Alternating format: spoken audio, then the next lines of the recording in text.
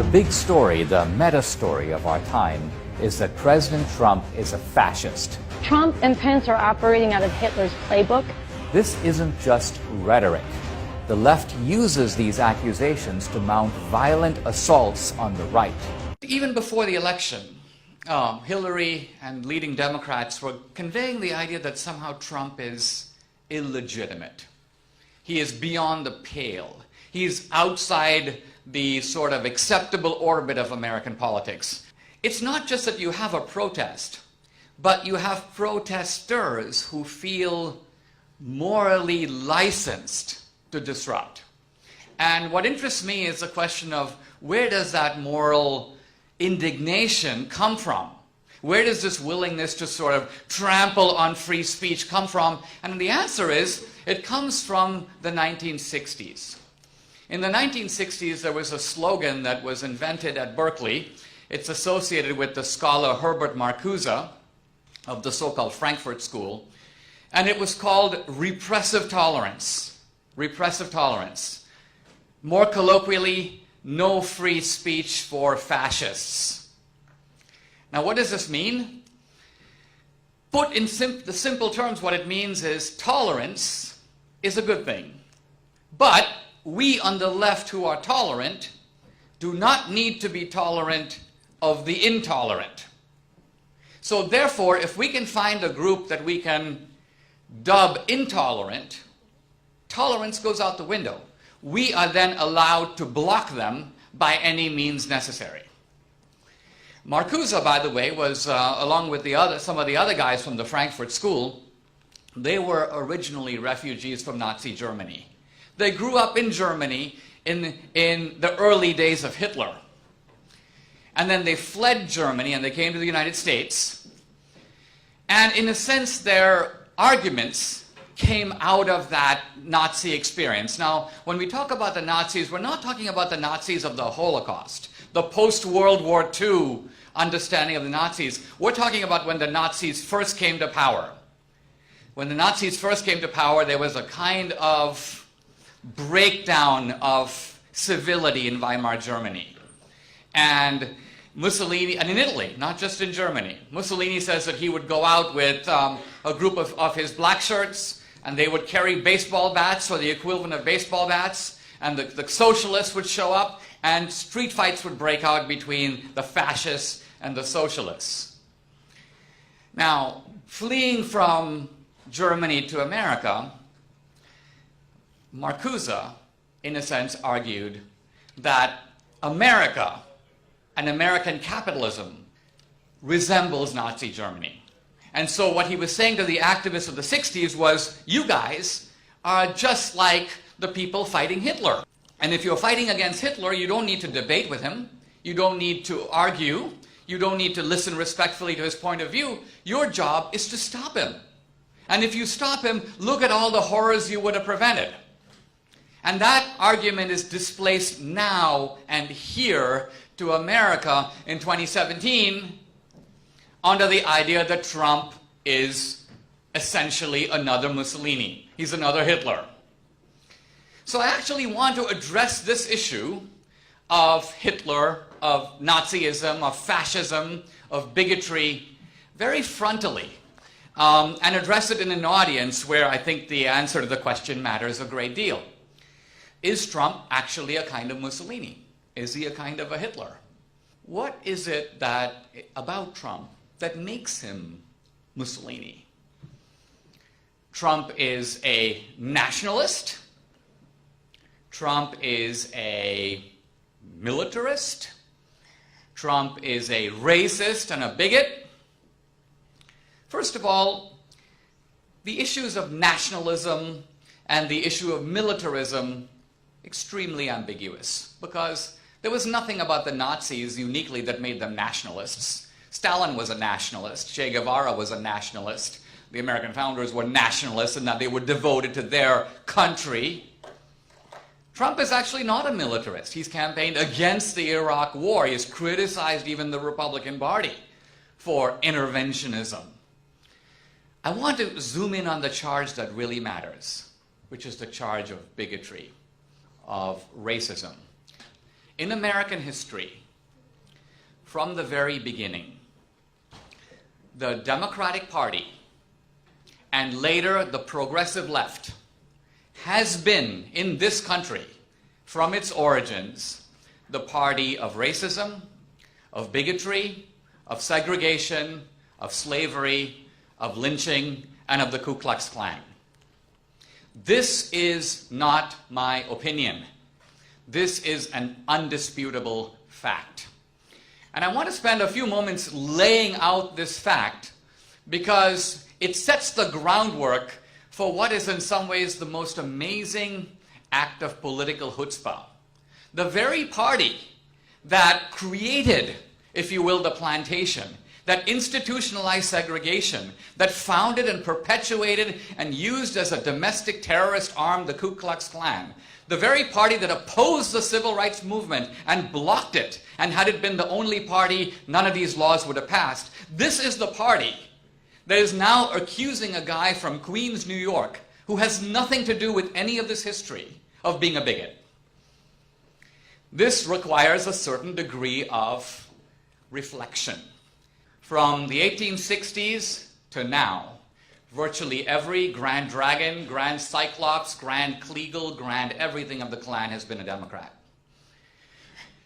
Bull Connor, the Southern sheriff who put hoses and dogs on the civil rights protesters, a Democrat. Orville Faubus, who blocked the Arkansas schoolhouse for black children, a Democrat, mentor to Bill Clinton. I think you all know that President Truman, Hugo Black, Supreme Court Justice nominated by FDR, Robert Byrd, conscience of the Senate. Former members of the Ku Klux Klan, very active members in some cases. When Byrd died, now by the way, we're not talking about ancient history. We're not talking about even the 1960s. Byrd died in 2010. Obama and Bill Clinton went to his funeral. Bill Clinton said something very interesting. He said, don't be too hard on old Byrd for being in the Klan, because you had to be in the Klan to advance in the Democratic Party. Think about that. You had to be in the Klan. All right. Now, all of this weight of history, fact, not opinion, is actually known to progressive activists and scholars. They know about it. And so in what I regard as one of the cleverest political sleights of hand in modern American history, they have come up with an explanation for it. They'll never mention it. They'll never bring it up. But if I bring it up, and if I have them up here and up against the wall, they will finally say to me, Dinesh, you're right. We admit it. It's all true. But sometime in the 1960s, there was a big switch. The two parties switched sides. Now, first of all, in American politics, in world politics, this is unprecedented. You have two parties. It's kind of like saying, one day in America, the cops all became robbers and the robbers all became cops. I mean, it could happen, but how would it happen? Are you saying that somehow the Republican Party suddenly became the party of slavery? The party switched sides? Is that really possible? Well, it's asserted as a fact. It occurred. There was a big switch. The big switch. That's the idea that the Democrats got racially enlightened and became the good guys, whereas the racists in the Democratic Party all became Republicans. The big switch seems to be supported by the fact that blacks, who used to vote Republican, did switch over to the Democratic Party. Also, Southern whites, who used to uniformly vote Democratic, now vote Republican. Then there's Senator Strom Thurmond, a racist Democrat who became a Republican. Even many Republicans today believe in the big switch.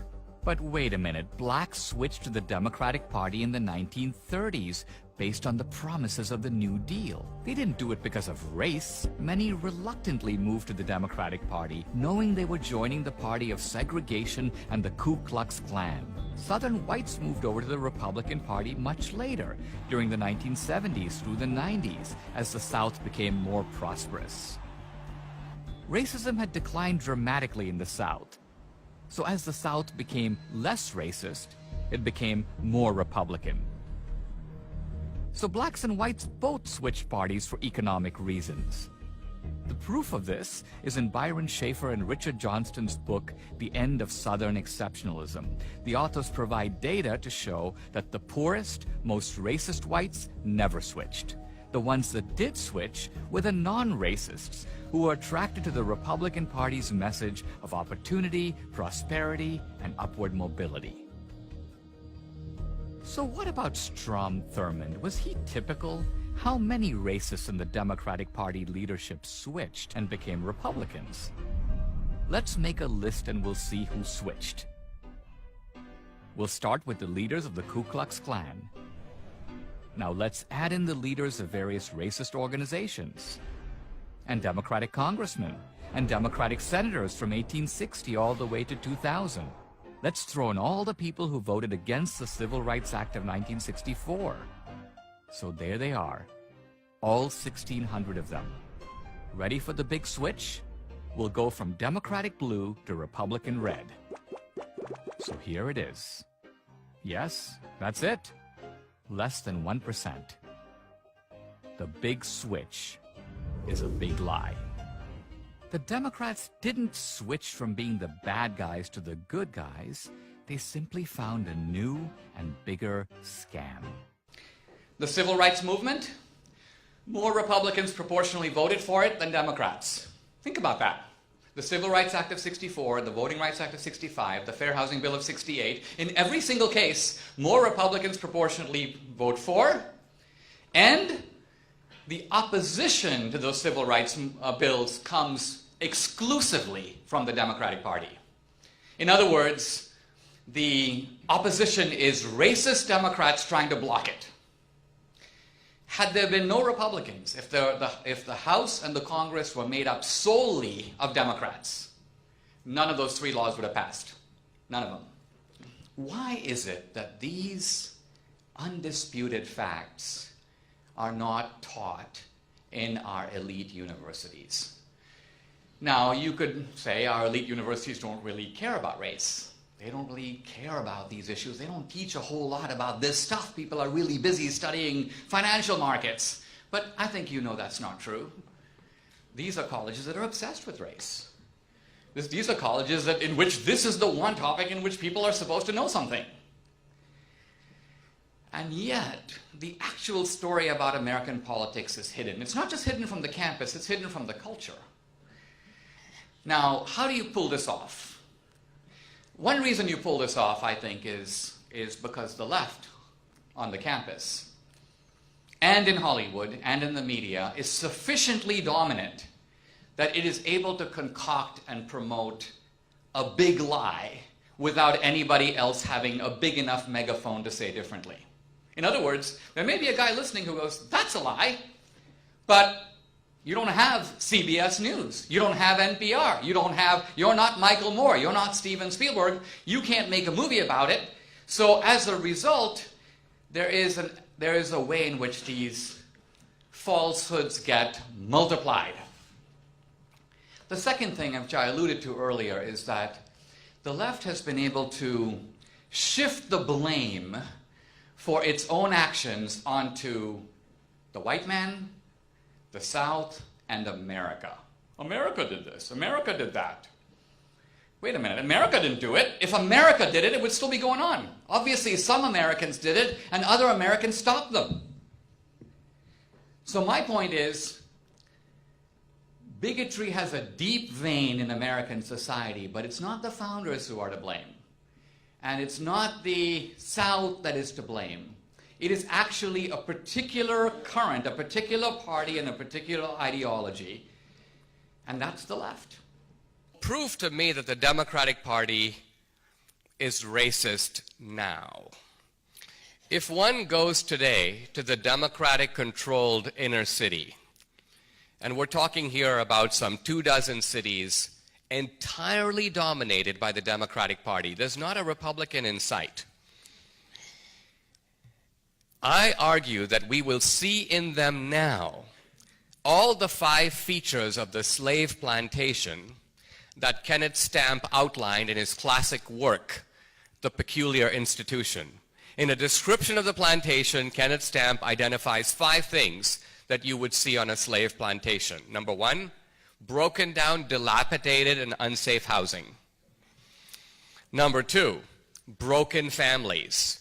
You can see this under slavery. There was a confusion of who's the real father, mulattoes running around in the plantation, the family structure in decay. Number three, a high degree of violence required to hold the place together. Police power, whippings, overseers, fences, barbed wire. Number four, everybody gets a basic provision. If you need food, you have health care, they call the doctor, but nobody gets ahead. There's no opportunity. Nobody really advances. The Southerners and the Democrats used to call slavery a school of civilization. And Stamp goes, that's not a school from which anyone ever seemed to graduate. And finally, nihilism and despair. A feeling that there's no future, that this is an intergenerational, ongoing, lasting way of life. Now, all those five features can be traced directly to inner city Oakland, inner city Baltimore, many places, Chicago. And like I say, this has been going on since the 60s. The United States has spent trillions of dollars to fix these places. The Democrats have been in charge of fixing it. And yet, many of these places are no better off than they were in 1967. Think about that. So, at the very least, this reflects a callous and shocking disdain for the welfare of the people who live in those communities. Now let's take a fresh look at a guy like Trump. A guy who's raised, in a way, you may say, in this neighborhood. And by this I mean larger New York. A guy essentially who has seen America as a kind of melting pot. America as a sort of kaleidoscope of ethnicities. Combined with that kind of restless striving that defines New York. A kind of ambition that is naked and forward-thrusting and entrepreneurial and meritocratic and get ahead and how do I find my place in the sun. And this isn't just Trump. This is everyone who works in investment banking. This is every lawyer in town. It's every publisher in a dog-eat-dog world of trying to publish the next huge bestseller. This is New York. And so if you want to indict Trump, you have to indict him for, in fact, he was indicted by Ted Cruz for having New York values. But New York values are not Mussolini's values or Hitler's values. There's, by the way, one notable thing worth adding about this whole business about Hitler, that the most notable thing about not only Mussolini's black shirts, but about the National Socialists in Germany, is that above all, they were socialists. They were socialists. Mussolini started out as a Marxist. He was the editor of the Socialist Journal in Italy. And so, again, on the issue of fascism, in the 1930s and 40s, fascism and Nazism were widely understood to be left-wing. They were understood that way by Mussolini, by Hitler. They were understood that way by FDR and by the New Deal. They were understood that way by reporters writing about the period. But after World War II, a very interesting thing happens. Fascism becomes right-wing. Right-wing. This, I want to suggest, is another big lie. It is essentially the result of a kind of intellectual sleight of hand in which after the war, when the horrors of National Socialism are now manifest for the world to see, it becomes imperative to move fascism into the right-wing column and pretend like it was some sort of excrescence of capitalism, that fascism was some sort of an invention of the business community. Whereas in reality, it arose out of an argument within socialism. When Marxist prophecies didn't come true in the 19th century, there was a big fight on the left. Why is it the case that this class revolution that's been predicted, the proletarian uprising that was supposed to happen in Germany, first of all, is not occurring? What happened to it? And ultimately, the socialist movement split with Lenin going one way and Mussolini going another. Lenin and Mussolini, by the way, knew each other. When Mussolini was elected, Lenin sent a telegram of congratulations. Lenin basically said, no, we now predict that socialism will erupt in poor countries. This was Lenin. Mussolini said no. The problem for Marx is he identifies people's sentiment with class, whereas if you look around, you see that people are actually more motivated by national solidarity. In other words, people will die for France and Germany and Italy. They're not going to die for some idiotic conception of the proletariat. No one ever has and no one ever will. So out of this argument inside of socialism came two heretical variations of socialism. One essentially was Bolshevism, and the other was fascism. We're not talking about racial epithets. We're not talking about political correctness. We're not talking about people feeling unsafe. We're talking about substantive arguments in the center of the national American debate. And if you can't have those out here, where can you? Where is it actually safe to have them, if not on a campus? So I want to close by sort of saying that my goal here is not to vindicate Trump, and it's not even ultimately to vindicate the actual particularity of the arguments advanced here, although I will defend them all. But it's to vindicate the absurdity that in the American intellectual environment, including the most elite sectors of American life, these arguments have been shunted out on the pretense that they are somehow beyond the pale. Beyond the pale. Trump is not an intellectual. Trump is ultimately, if you will, a business guy, an outsider, who articulates things more from instinct than he does from ideas. Now, this may seem like an indictment. It really isn't. If you had to go through American history, you could count on one hand the number of presidents who have articulated their view, you may say, ideologically or intellectually. FDR was a creature of instinct. Reagan was a creature of instinct. Lots of presidents ultimately operate on that level. But that is not to say that one can't make interesting, provocative, intellectual, and historical arguments for them.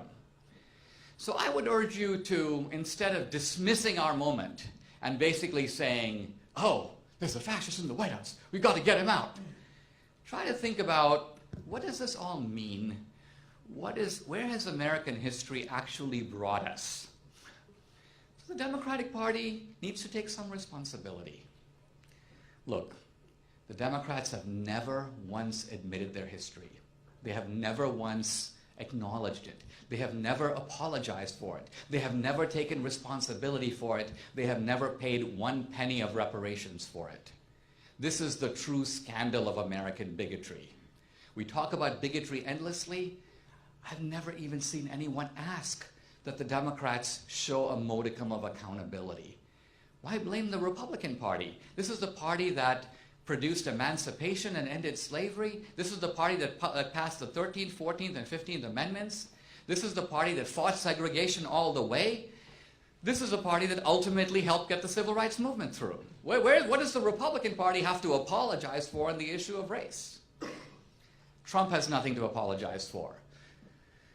If you can produce a racist record with Trump, do it. But you have no history behind you. The history is actually, the weight of the history falls on his accusers, not on Trump.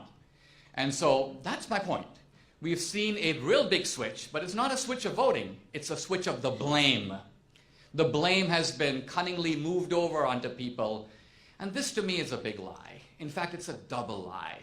It's a double lie because a normal lie is just a denial of a truth. Hey, Your Honor, I wasn't there. I didn't kill him. That's a lie. A double lie is if I can say, not only did I not do it, but you see that victim? He's to blame. He actually produced the shooting. So if you can not only get out of it, as the Democrats have, but foist the blame onto the very people who actually fought you all the way, I got to hand it to you. That's an intellectual coup. And we've seen an intellectual coup, except now this intellectual coup is being blown. And it's being blown in part because one of the things that Trump represents is he doesn't respect the firm parameters of debate. Trump goes, everything's up for grabs. Let's argue about it. Let's fight about it. And on the campus, fighting about it should mean a fight of ideas. That's why I'm here at Columbia. Ultimately, it is to invite you into a project which is really a liberal project. Opening the American mind, demanding on your own campus a wider parameter of ideas, not being satisfied with the narrow nostrums that pass for truth, but are in reality the very opposite of the truth. Thank you very much.